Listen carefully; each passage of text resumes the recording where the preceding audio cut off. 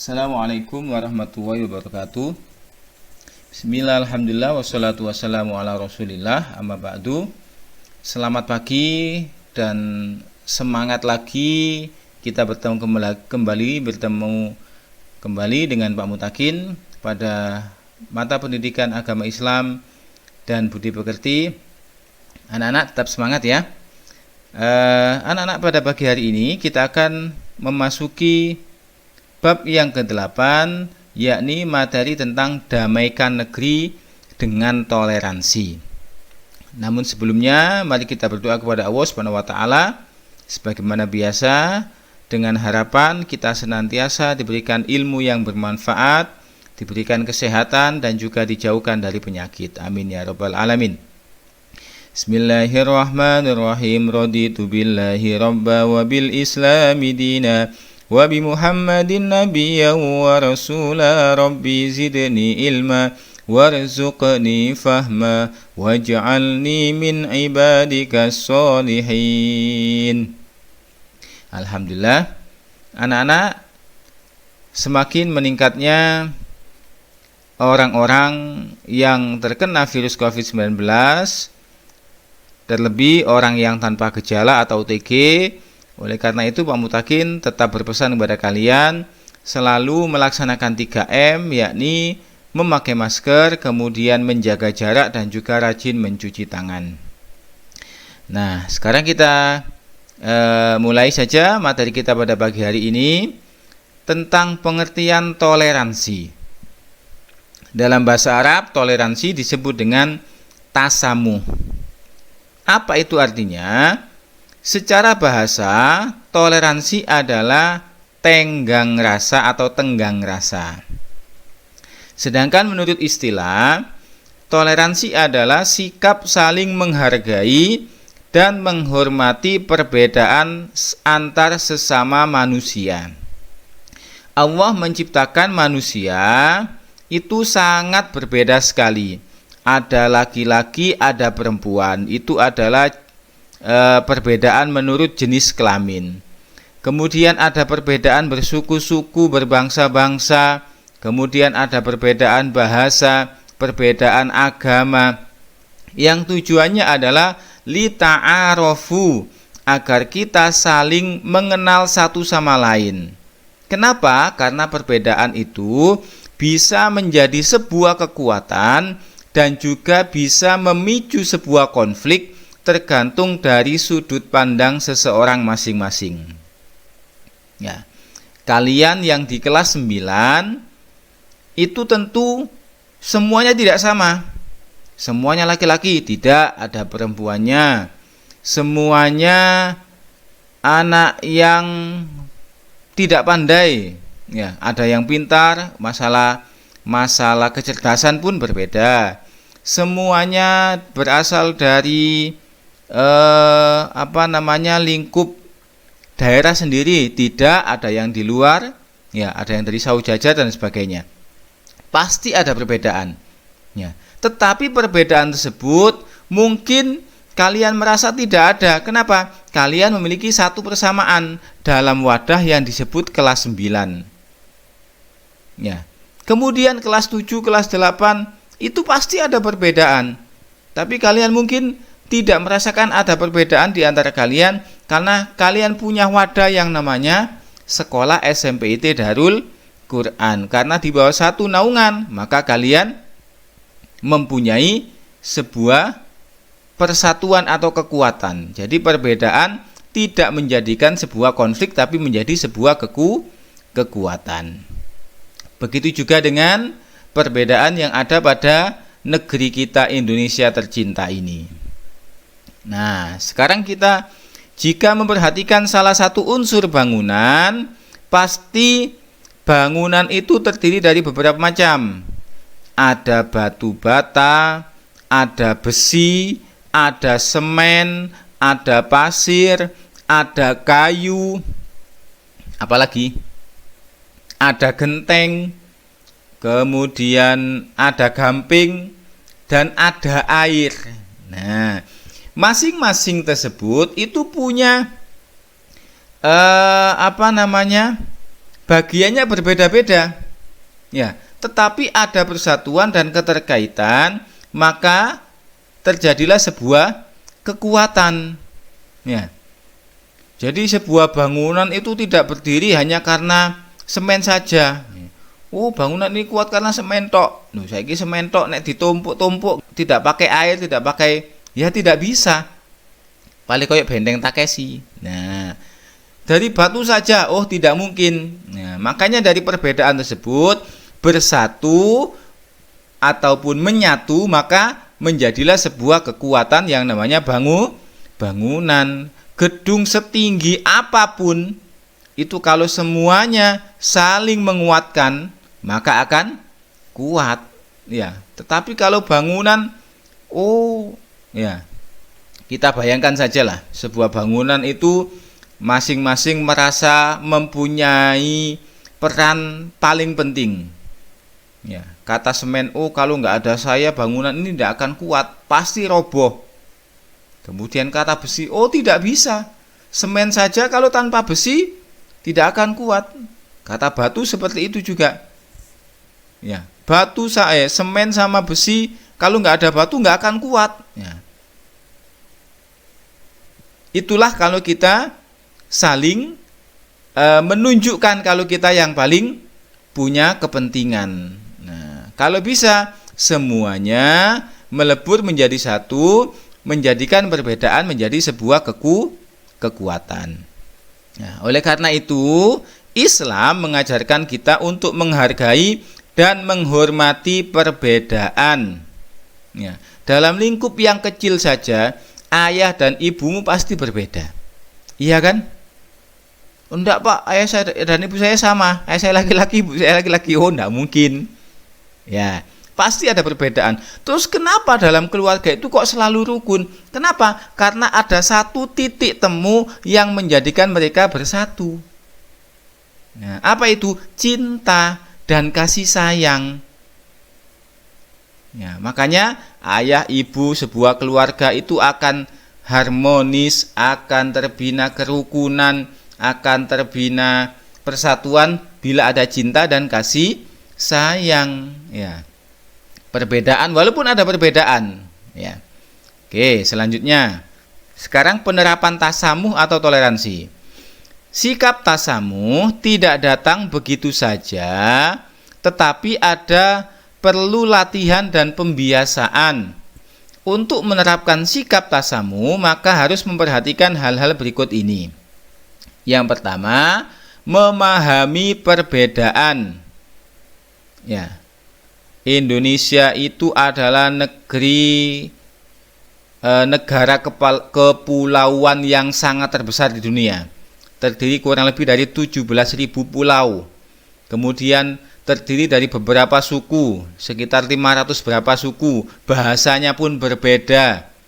Warna kulitnya sama, ya. Ada yang berbeda juga, mohon maaf, ya. Tetapi mengapa sih Indonesia itu selama 75 tahun itu tetap bersatu?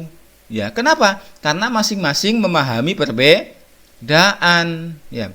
Indonesia itu bukan Jawa, Indonesia itu bukan Betawi, Indonesia itu bukan Sunda, Indonesia itu bukan Dayak, Indonesia itu bukan Papua, Indonesia itu bukan mana lagi suku-suku Indonesia. Ya. Tapi Indonesia itu adalah beberapa suku yang menyatakan diri sebagai Indonesia.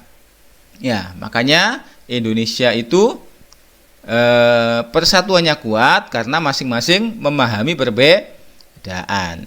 Yang kedua, menyadari dan mengakui bahwa setiap orang memiliki hak yang sama.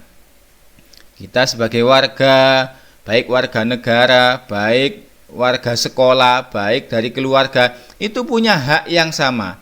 Maka kita harus menghormati hak orang lain dan juga menghormati keyakinan orang lain.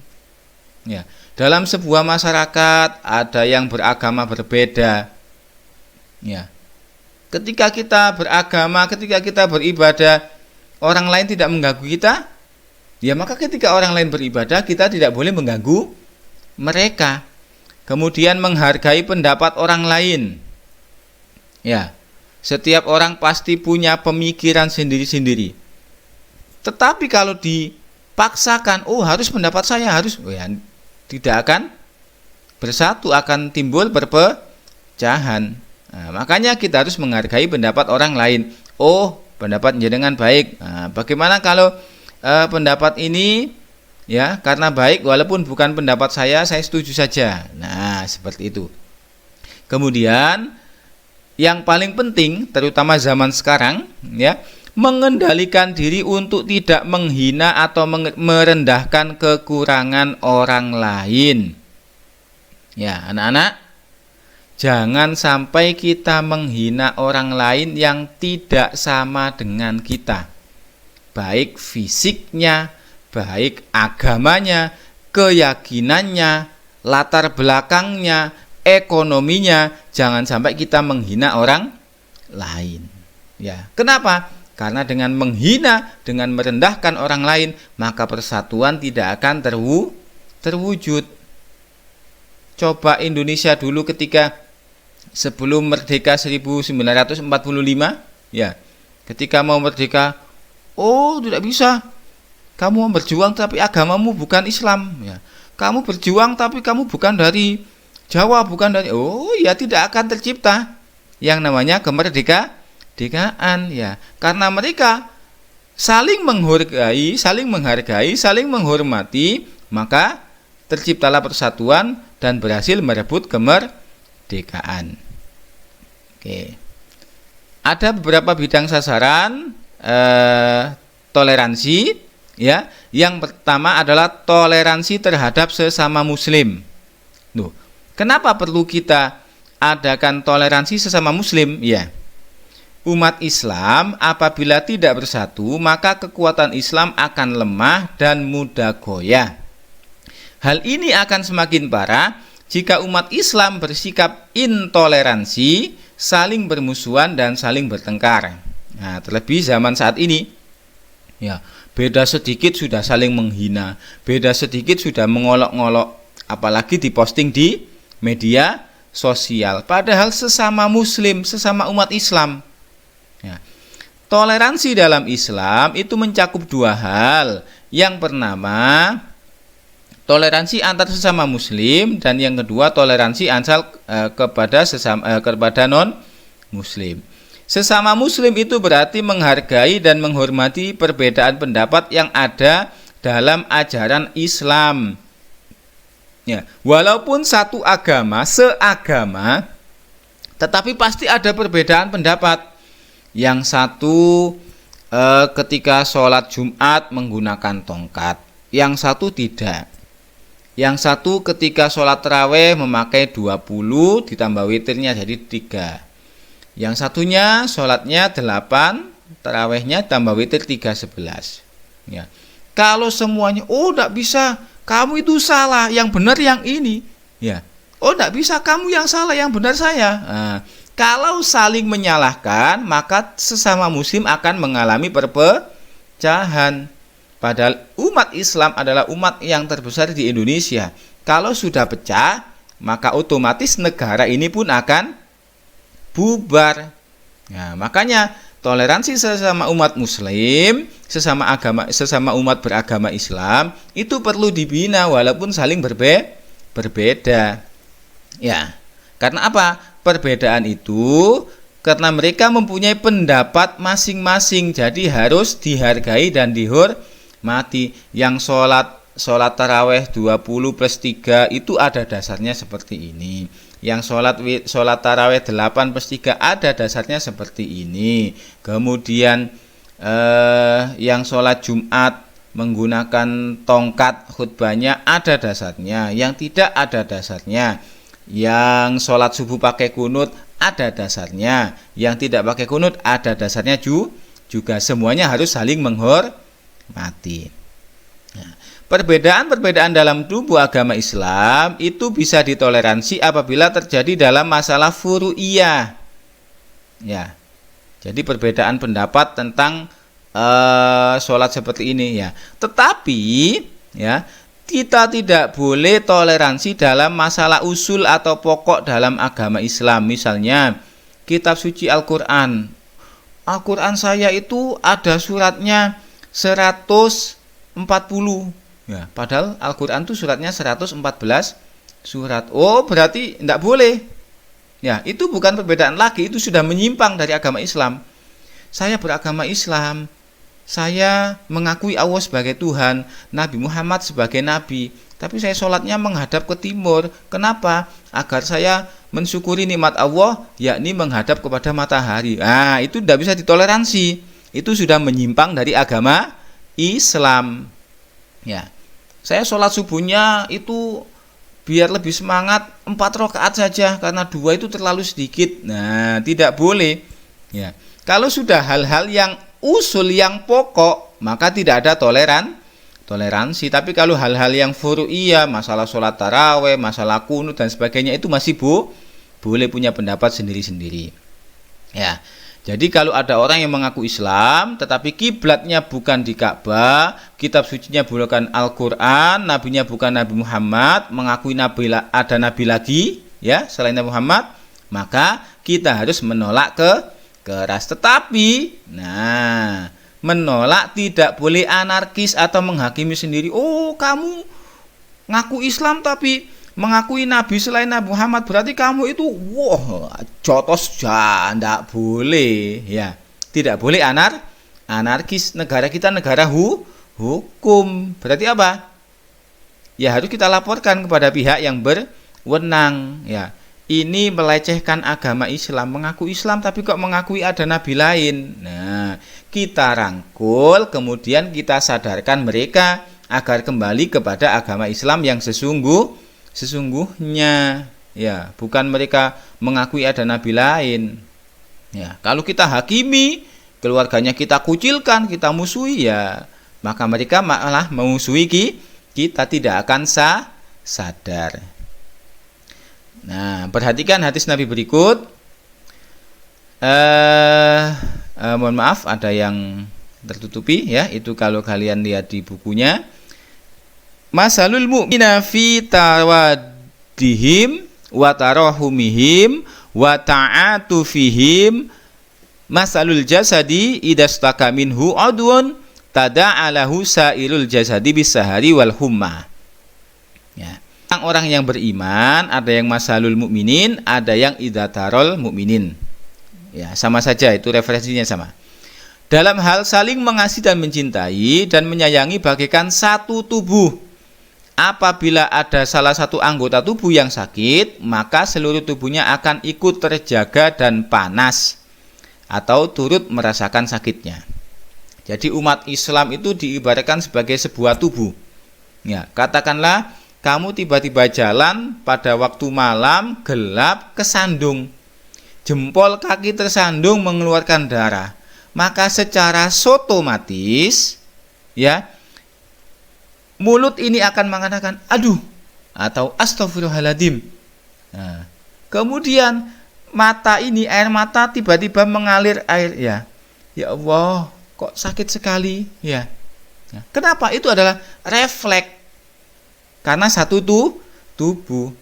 Ya, tidak mungkin ketika kaki ini kesandung kemudian mulut dengan sebutan mengucap deladap ai. Ya, bahkan gak ndelok ai. Ya. Kemudian mata kemudian mencicil itu ya. Melihat ora ketok ta. Tidak mungkin ya. Sama dengan umat Islam, ketika ada orang Islam yang mengalami musibah seperti saat ini ya, ada musibah kebanjiran, ada musibah pesawat jatuh, musibah tanah longsor, maka kita sebagai sesama muslim atau kita sebagai sesama warga Indonesia, sesama penduduk Indonesia merasakan, ya Allah, saudara-saudara saya kok mengalami musibah. Ya, saya merasa kasihan, maka timbullah sikap empati kita kepada sesama, kemudian saling membantu. Ya. Oke, anak-anak, semoga bermanfaat apa yang kita pelajari pada pagi hari ini. Semoga kita bisa membina toleransi, membina tasamu dari lingkup kecil, yakni lingkup keluarga, lingkup sekolah, lingkup masyarakat, hingga lingkup yang paling besar, yakni dalam berbangsa dan negara, sehingga terciptalah persatuan dan kesatuan, dan juga NKRI tetap aman dan damai. Amin ya rabbal alamin. Apabila ada yang bertanyakan, silakan tanyakan di grup WhatsApp. Mari kita berdoa kepada Allah.